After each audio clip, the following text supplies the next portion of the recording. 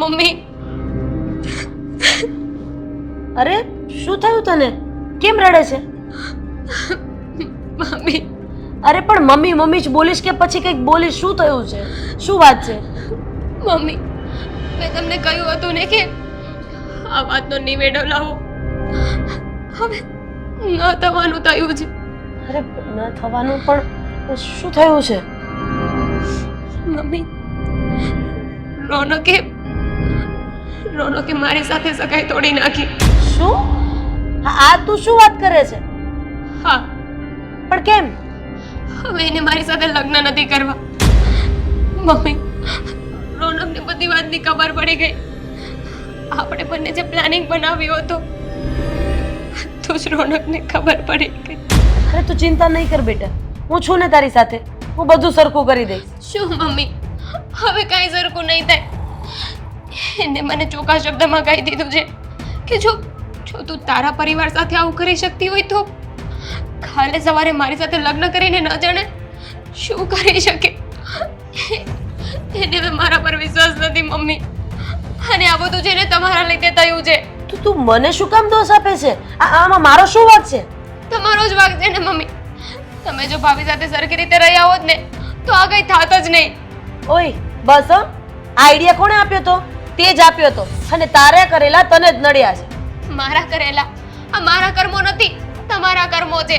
તમારા લીધે મેં આ આઈડિયા આપ્યો હતો ને. હું તો તમારી મદદ કરતી હતી અને આ દાવ તો મારા પર જ ઊંધો પડ્યો. મમ્મી, હવે હું શું કરીશ? મમ્મી, તમે જાઓ ને, રોનકને મનાવો ને કે આવું ન કરે. હું કંઈક કરું છું, મને વિચારવાનો સમય દે દામિની. અચાનક આ બધું બની ગયું, મને નથી સમજ પડતી કે હું શું કરું. અરે મમ્મી, હવે વિચારે શું થવાનું છે? મારી તો સગાઈ તૂટી ગઈ ને તમારા લીધે છે ને આજે મારું ઘર ભાંગ્યું છે. અરે પણ તું વાતે વાતે મને શું કામ કહે છે કે મારા લીધે? આઈડિયા તે આપ્યો, તે કીધું એ પ્રમાણે મેં કર્યું ને હવે મારા લીધે? વાહ, તમારા જ લીધે. આ તમારા જ કર્મો છે. મેં તમારી વાત જ ના માની હોત ને તો આ કઈ થાત જ નહીં. બોલો, હવે દોસ્તનો ટોપલો બધો મારા ઉપર આમ ઠાલવી દીધો નહીં? પહેલેથી તમારો જ દોષ હતો, ભાભીનો કોઈ વાંક જ નહોતો. એ તો બિચારા બધું કામ કરતા જ હતા ને. પણ નહીં, તમારે વાતે ને વાતે ભાભીને બોલ્યા કરવું હતું. વાતે ને વાતે તમે એમને ટોક્યા કરો છો. તો તે તો હજુ સુધી એને કંઈ કીધું જ નથી નહીં? હથેળીમાં રાખી છે તારી ભાભીને. વારે વાહ, જ્યારે આમ બધું કાવતરું પકડાઈ ગયું તો મમ્મીને એકને વચ્ચે મૂકી દીધી કુંડાળામાં અને પોતે નીકળી ગઈ. મમ્મી, હવે છોડો એ બધું, એ પોઈન્ટ નથી. પણ હવે શું કરીશું? મમ્મી, ગમે એમ કરીને તું પેલા શાંત થઈ જા, એકદમ શાંત થઈ જા. ઊંડો શ્વાસ લે. તું જેવું વિચારે છે એવું કંઈ જ નહીં થાય. હું વાત કરીશ, બધું સરખું થઈ જશે. શું કઈ નહીં થાય? જે થવાનું હતું ને થઈ ગયું છે. હા, તમારા ખોટા દિલાસા મારે નથી જોતા. અરે દામિની, મારી વાત તો સાંભળ બેટા. શું ધાર્યું તો ને શું થઈ ગયું? લાગે છે કે કુદરત પણ આ વાતમાં સાથ નથી આપતો.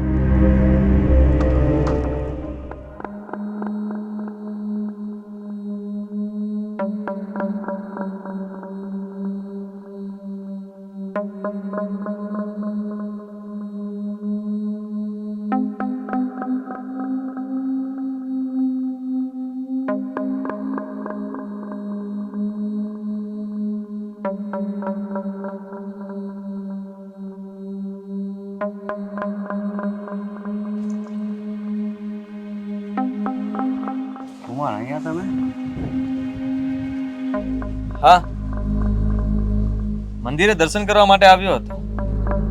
સારું, તમે દર્શન કરી લો, પછી આપણે મારા ઘરે જઈએ. ઘરે? કયા ઘરની વાત કરો છો? જે ઘર સાથે કોઈ સંબંધ જ નથી રહ્યા એ ઘરે આવીને મારે શું કામ છે? કેમ કુમાર આવું બોલો છો? આટલું થવા છતાં પણ પૂછો છો કે કેમ આવું બોલો છો? તમને બધી ખબર નથી? મને તો બધી ખબર જ છે, પણ આ તો હું તમારી પાસે જાણવા માંગતો હતો કે આ હકીકતની વાત શું છે, એ તમને ખબર છે કે નહીં, એટલા માટે. હકીકતની વાત મારે શું જાણવાની? જે હતું એ સામે આવી ગયું. તમારી દીકરીએ જે કર્યું છે ને એ જરા યોગ્ય નથી. તમને શરમ આવી જોઈએ. તમે મને અહીંયા ઊભો રાખીને મારી સાથે વાત કરો છો, તમને જરાય શરમ નથી આવતી? જમાઈ, તમે જમાઈ છો એટલે વધારે તો નથી બોલતો. શરમ તો તમને આવી જોઈએ સસરા સામે આવી રીતે વાત કરતા. તમે જમાઈ ન કહો તો વધારે સારું, કારણ કે હું જલ્દી ડિવોર્સ પેપર મોકલી દઈશ અને સિયા જલ્દી સહી કરી આપે એટલે તમે છૂટા અને હું છૂટો. તો તમે પણ મારી એક વાત સાંભળી લો કુમાર. આ વાત મારે તમને કહેવી નહોતી, પણ વાત જ્યારે છૂટાછેડા સુધી પગી ગઈ છે ને તો સાંભળો. આમાં વાક તમારા ઘરના બધા સભ્યોનો છે. શું બકવાસ કરો છો તમે? હવે તમે મારા ઘરનાનો વાંક કાઢો છો? અરે વિચાર તો કરો, તમારી દીકરીએ જે કર્યું છે એનો તમને પછતાવો નથી અને બધો આરોપ મારા ઘરના ઉપર નાખો છો. એણે શું કર્યું? મારી બેનની જિંદગી બગાડી, મારી જિંદગી બગાડી, અને તમે કહો છો કે મારા ઘરનાનો વાંક છે? તમારા બેનની જિંદગી મારી દીકરીએ નથી બગાડી, પણ મારી દીકરીની જિંદગી તમારી માએ અને તમારી બેને જ બગાડી છે. હું નથી માનતો. આ નવું બહાનું મળી ગયું લાગે છે. બાપ દીકરી બંને સરખા છો.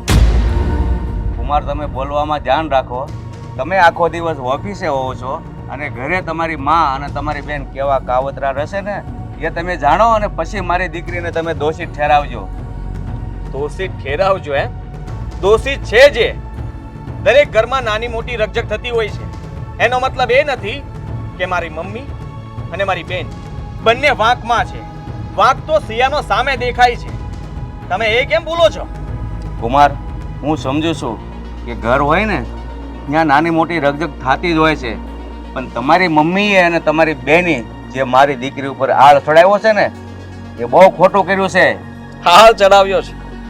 કોઈ ખોટો હાલ શું કામ ચડાવે? સાબિતી સામે દેખાય છે. કદાચ તમે ફોટો નહીં જોયો હોય કે જોયો છે? બતાવું તમને? મને બધી જ વાતની ખબર છે કુમાર. તમારી આ ખાડા છે ને પડદા બાંધી દીધા છે તમારી મમ્મીએ. એ ફોટો છે ને એ શું છે હકીકત તમારી બેન પાસેથી જાણી લેજો આ ફોટો કોનો છે અને કયા સમયનો છે. એટલે મહેરબાની કરીને કુમાર, તમે જેમ કહેશો ને એમ હું કરી દે, પણ પહેલા તમે હકીકત શું છે એ જાણો, એટલી મારી વિનંતી. હકીકત જાણો? તમે એવું કહેવા માંગો છો કે મારા ઘરમાંથી આ કાવતરું કરવામાં આવ્યું હતું? હા કુમાર, હા. તમને હું કેટલી વાર કહું છું, અને મારી જગ્યાએ અમે બાપ દીકરી હાચા છીએ છતાં તમારા કડવા વેણ આવા અમે સાંભળીએ છીએ. શું કામ? કે કોઈનો ઘરનો માળો ન વિખાય. એવું લાગે ને તો તમે રોનકને અને તમારી બેનને બેયને પૂછી જોજો, અને એવું લાગે ને તો સિયાને પણ તમે પ્રેમથી પૂછી જોજો કે આ ફોટો છે કયા સમયનો છે.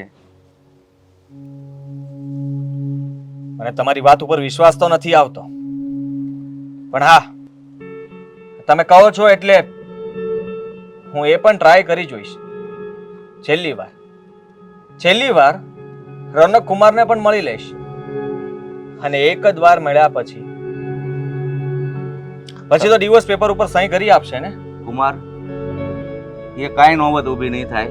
પહેલા તમે ઘરે જાઓ અને હકીકત શું છે એ જાણો, પછી બધી આગળની જે કાંઈ વાત કરી હોય ને એ મને મંજૂર છે. જાઓ.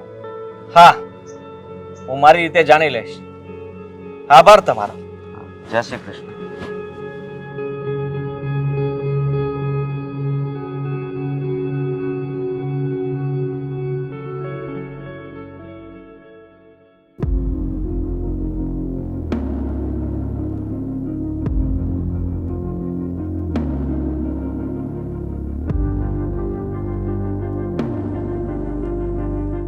બોલો, શું કામ હતું?